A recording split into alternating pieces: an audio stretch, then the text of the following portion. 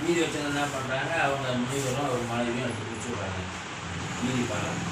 குழந்தை குடிச்சிட்டு மீதி கொடுத்த பாலை அது குடிச்சோன்னா என்ன ஆச்சுன்னா, அவங்களுக்கு வயசாகினாலும் அவங்களுக்கு குழந்தை பாக்கியம் வந்துடுச்சு. அதுதான் அதில் வந்து சம்பிரதாயத்தில் என்ன அப்படின்னா, இந்த மாதிரி வைஷ்ணவத்தில் ரொம்ப முழுசாக இருக்கிறவங்க அவங்களுடைய சாப்பிட்ட மீதி சாப்பாடு சாப்பிட்டோம்னா நம்முடைய இந்த பாவங்கள்லாம் தீரும், நமக்கு எல்லா இதுலேயும் காரியங்கள் நடைபெறும் அப்படிங்கிறது ஒரு சம்பிரதாய விஷயம். அப்படிதான் மதுராந்தகம் ஏரிக்கரையில் பாகவதர் உட்காந்து சாப்பிட்டுட்டு மீதி இறந்துருந்த இடத்துல போய் ஒரு உடும்பு நாக்கால் போட்டு நச்சு சாப்பிட்டான். அந்த உடும்பு தான் அடுத்த பிறவியில் இந்த யாதவ பிரகாசம் ஒரு பெரிய ஐயர் குடும்பத்தில் ஒரு குருவாக கொண்டான். ஏன்னா எவ்வளோ விசேஷம், பாபாவுக்கு சாப்பிட்டு போகிற மிச்சம் மீதியே சாப்பிடக்கூடிய உடும்புக்கே என்னாச்சு, அடுத்த பிறவியில் ஒரு உயர்ந்த ஐயர் குடும்பத்தில் வந்து யாதவ பிரகாசம் அவர் ஒரு பெரிய குருவாகிட்டார். அவர் தான் ராமானுஜர் குருவாக இருந்தார் பிற்காலத்தில். நம்ம ராமானுஜர் குரு ஆரம்பத்தில் அது மட்டும் கடைசியாக ராமானுஜருக்கு அவர் வந்து சிஷ்ணா சொல்லிட்டார்.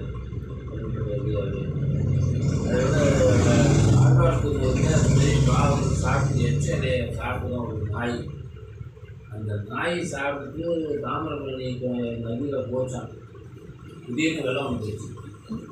பாதி ஆற்றுல போயிருக்கும்போது திடீர்னு நாய் முழுங்கி போச்சு.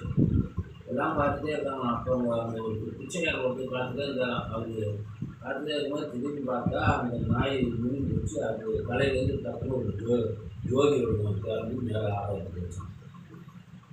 அது பார்த்து புரிஞ்சுட்டாங்க, ஆஹா அந்த நாய்க்கு பெருமாள் மோசம் கொடுத்தாரு, அவர் சாப்பிட்டு எச்சலையை சாப்பிட்டு நாய்க்கே இந்த மோட்டம் கொடுத்தாரு அப்படின்னு சொல்லி அவர் பாடுறதுக்கு முன்னாடி நாய்க்கு மோட்டம் கொடுத்தியே இந்த பேய்க்கு மோட்டம் கொடுத்தாருன்னு கேட்குறாரு.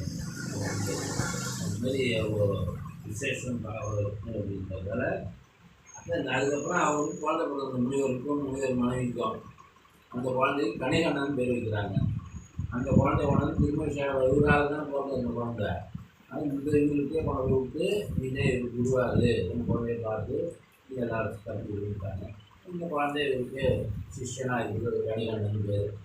பிற்காலத்தில் என்ன ஆகுது அப்படின்னா, காஞ்சிபுரத்தில் இருக்கும்போது அங்கே ஒரு சந்தானம் செய்த பெருமாள் கோயில் இருக்குது. நீர்நிலை பெருமாள் பார்க்கலாம். அந்த கோவிலில் இருந்து இந்த கணிகண்ணன் எல்லாம் கூப்பிட்டு பண்ணி எல்லாம் சுத்தம் பண்ணி பண்ணி தெரிஞ்சுக்கிறார். பெருமாளுக்கு எல்லாம் இருக்கிறாரு. திருமண சேவை தங்கியிருக்காரு. அவருக்கும் எல்லாம் சேவை செஞ்சுருக்காரு. அங்கே வந்து ஒரு பூ கட்டுறாயா துளசி மரம் இதெல்லாம் வச்சுக்கிட்டு வந்து நந்தவன் ஒரு 1000 வயசான வந்து பெருமாள் செஞ்சு இந்த கணிகண்ணத்தை இந்த வயசாக இருக்கோம், இதில் ஒன்றும் ரொம்ப கஷ்டமாக இருக்குது, எனக்கு ஏதாவது ஒரு வழி சொல்லுங்க அப்படின்னு அவர் பார்த்தார். ஒரு பாசனம் பாடி ஒரு அட்சரை போட்டு ஆயுதம் பண்ணார். அதுக்கு மாதிரி ஆயிடுச்சு. இந்த கேள்வியாக இருந்ததுன்னாச்சு கணிகண்ணன் பாசனம் பாடி சொன்னதால் குமரி ஆயிடுச்சு. இந்த விஷயம் வந்து ராஜாவுக்கு தெரிஞ்சிச்சு. அவர் வயசாகிடுச்சு. அவர் பார்த்தார். உடனே கூப்பாடான்ட்டார் கணிகண்ணன்.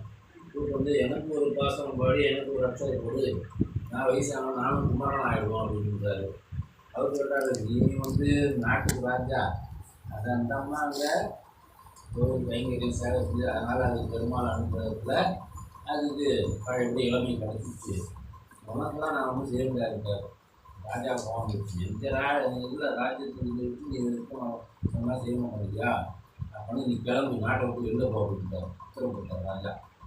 சரி ரைட் நான் போகலான்ட்டு சார் வந்துட்டு ஒரு குருக்கு திருமணி சேவை சொல்கிறார். இது மாதிரி ராஜா நாட்டை விட்டு போக விட்டார், நான் கிளம்புறாங்க.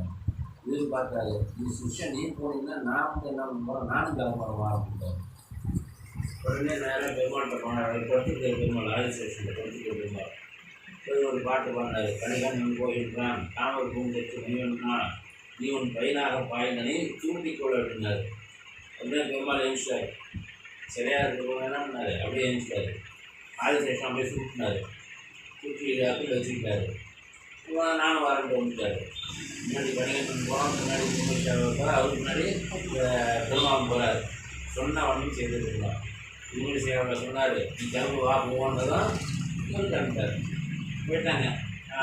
ஒரு நாள் ராத்திரி வெளில போய் தங்கிட்டாங்க.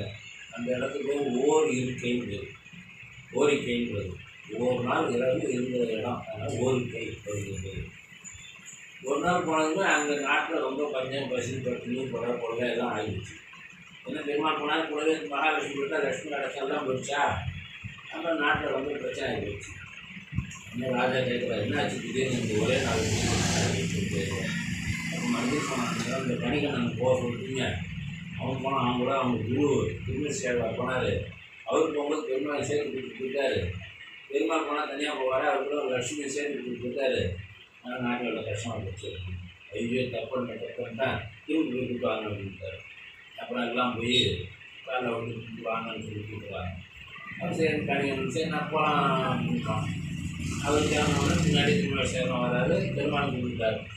கணிகன் போக்குவரத்தான் காமன் வச்சு மணினா நீங்கள் பையனாகப்பா சொல்லி இழுத்து கொள்கிறார். பின்னாடி வந்தாங்க. அப்படியே கோயிலில் என்ன அவர் என்ன பண்ணார், ஆதிசேஷன் படத்தை இழுச்சிட்டு அதை பண்ணிட்டார். அதான் சொன்னால் ஒன்றும் செய்த பெருமாள் திருமணேஸ்வரருக்கு இது என்ன சொன்னாரோ அதை அப்படியே பெருமாள் செஞ்சாருக்கு. இதுதான் ஒரு நடைமுறை சம்பவம். தமிழ் பாசத்துக்கு அவ்வளோ ஏற்றம் உண்டு அப்படின்னு சொல்லிட்டு சரி.